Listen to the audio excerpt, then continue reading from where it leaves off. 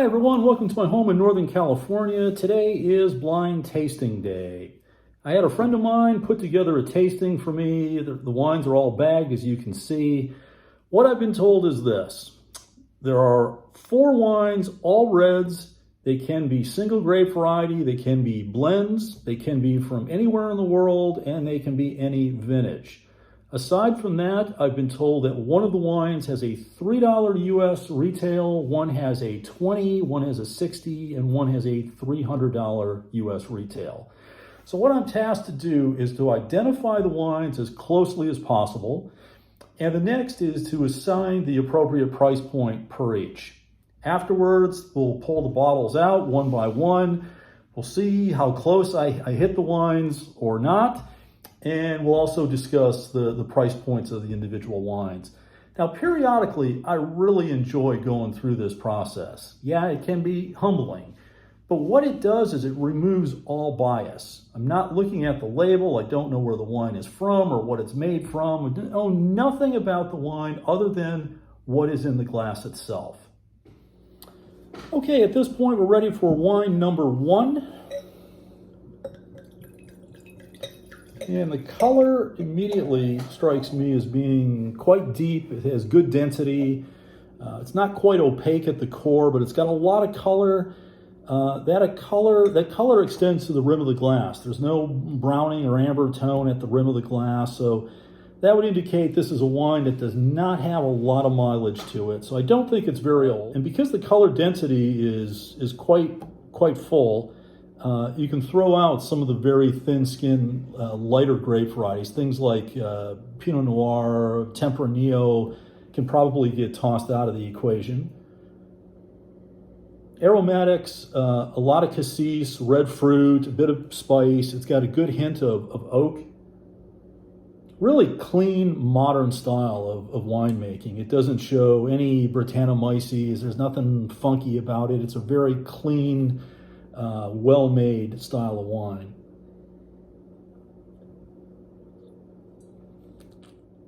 It does have a bit of the pyrazine note, so it's taking me to something like Cabernet Sauvignon, Merlot, Cabernet Franc.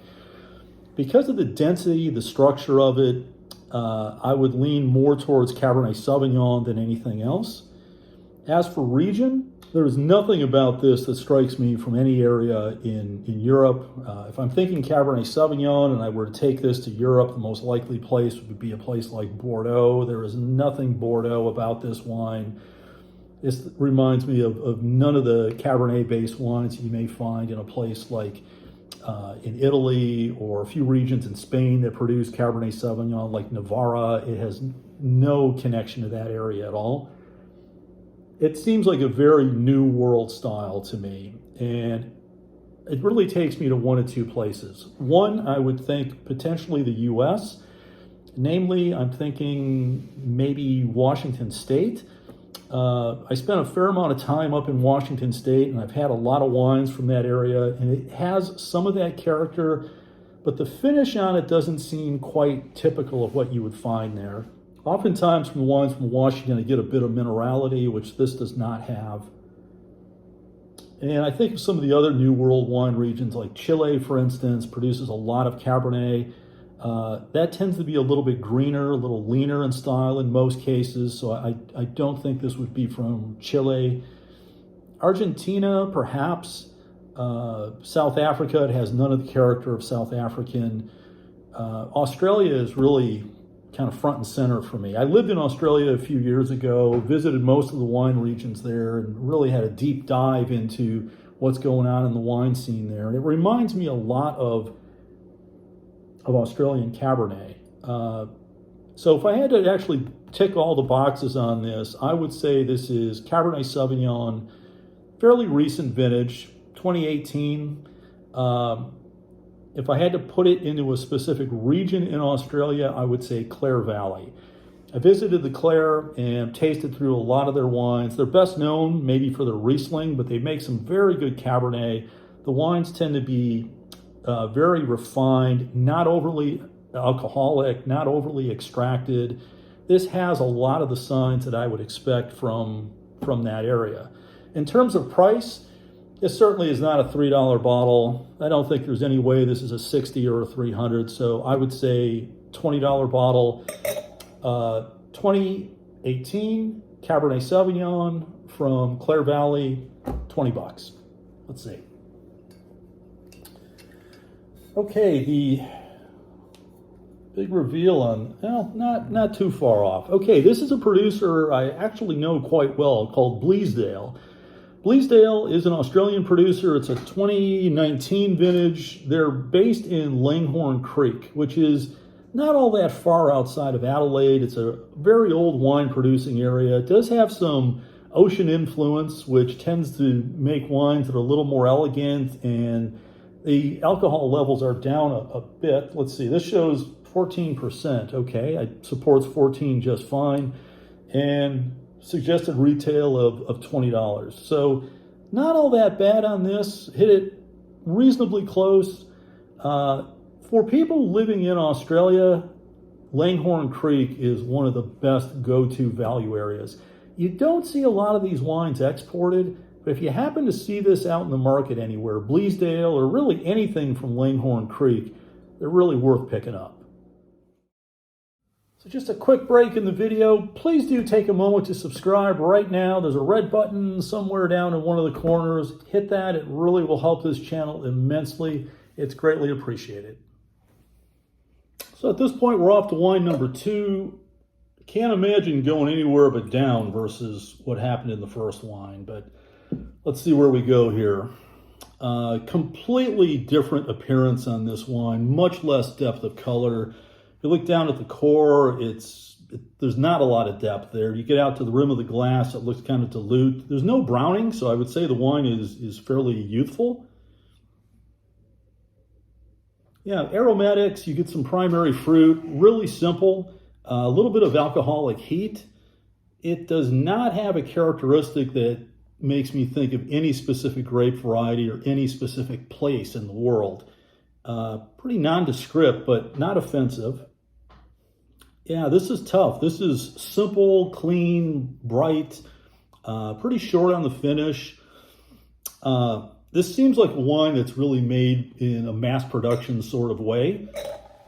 But I need to be really honest with this. I poured this wine myself, and I can tell by the weight of the bottle, it's lightweight glass. So immediately it takes me to the $3 bottle of wine.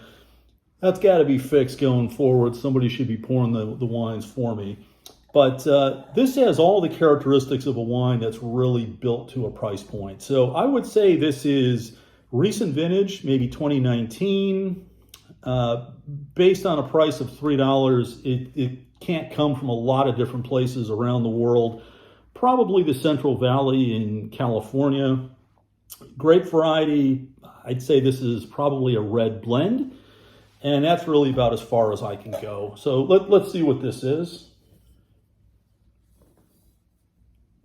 Okay, this is the 2018 Charles Shaw Cabernet Sauvignon. This is their private label from Trader Joe's. They sell millions of cases of this stuff. And this wine is from the Central Valley. It says Cabernet Sauvignon. My feeling is it's probably only 75% Cabernet Sauvignon, which is the legal minimum to be labeled as such. 25% could be anything else, probably lesser expensive grape varieties. The wine's not bad. For what it is, it's actually quite well made, but it's simple, direct. Everything about this wine is going to be spec'd out to the penny. It's a lightweight glass. It's a simple, inexpensive label. It's a plastic capsule. I'm sure the cork on it is very inexpensive. So everything is spec'd out to the penny. And look, one of the things that I always look for in wine and really sets top wines away apart from mediocre wines is that sense of place. This wine does not have a sense of place, so it could really be from anywhere. It's simple, it's clean, it's well made, but hey, it's $3. I think in some markets maybe it's more like $4, but it is really inexpensive wine. And a blind taste, if I was truly tasting this blind, I would have no clue what this wine is. Okay, at this point we're moving on to wine number 3. And again, a very different look versus what we had in the previous wine. This has a lot more color to it, much more density. Color extends much more to the rim of the glass. So immediately this strikes me as a wine that's got a lot of extraction to it. And again, that's going to start to eliminate some grape varieties that it couldn't be just based on appearance. Aromatics, boy, this is really tricked out with all the bells and whistles. A lot of oak, good quality oak, concentrated black fruit, some of the like black olive, smells a bit like Kalamata olives. Smoky, spicy, savory. Oh, this has just a massive amount of concentration to it. All of that's making me think this is coming from some premier area. This is high quality.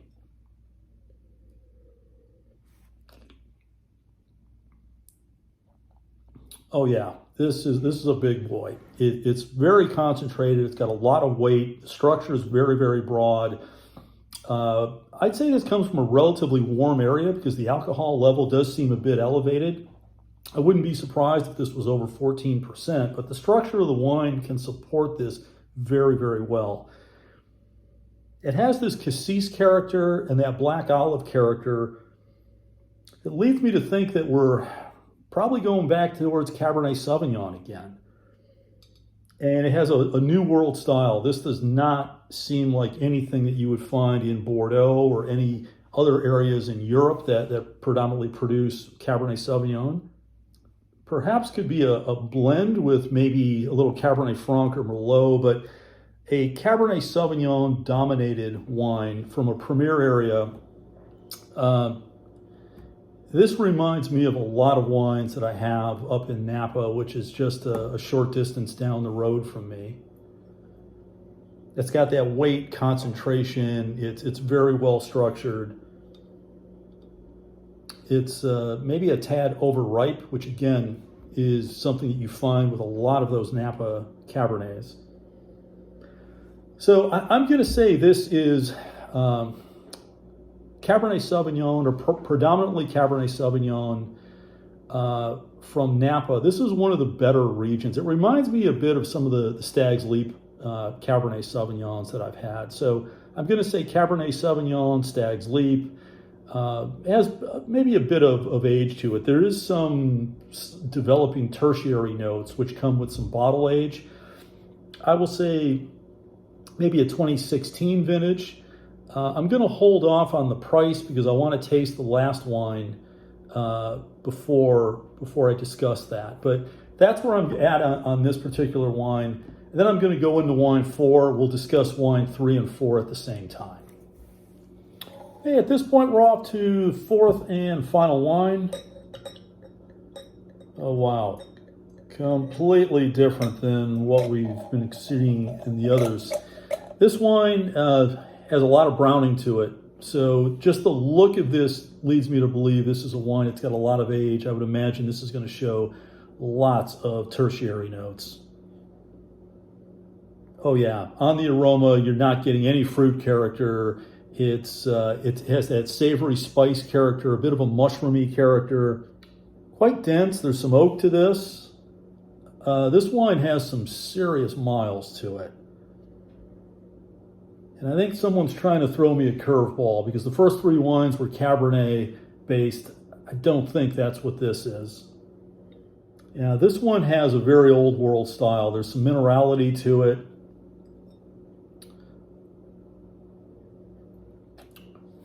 Yeah, very drying on the finish.